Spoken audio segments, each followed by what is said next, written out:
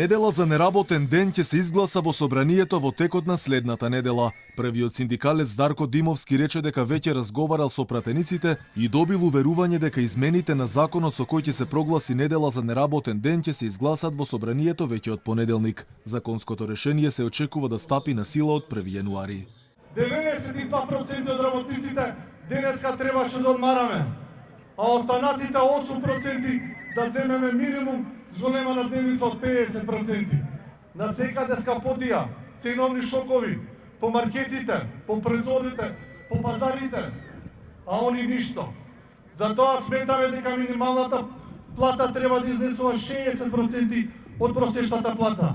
Или како што ни најави премиерот од 1 јануари 18.000 денари. Но тука не треба да застане.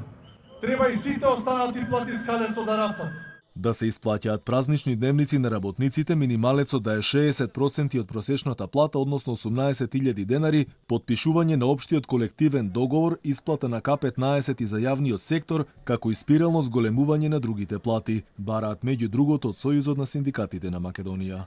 30 години тапкаме на место.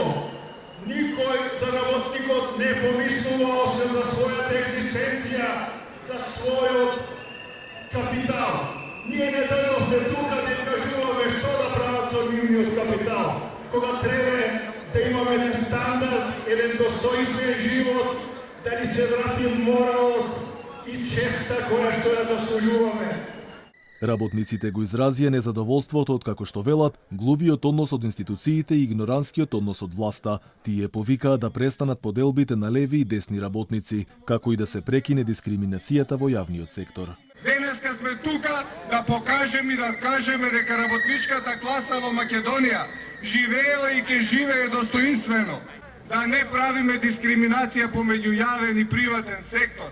Да престанеме да се делиме на леви и десни и да обезбедиме леп за нашите фамилии.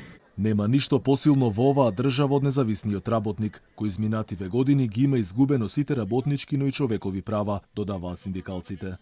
Протестот почна пред зградата на ССМ, проложи пред собранието, а заврши во центарот на Скопје пред Стопанската комора на Македонија. Ако не се исполнат барањата, синдикатот најавува и генерален штрајк.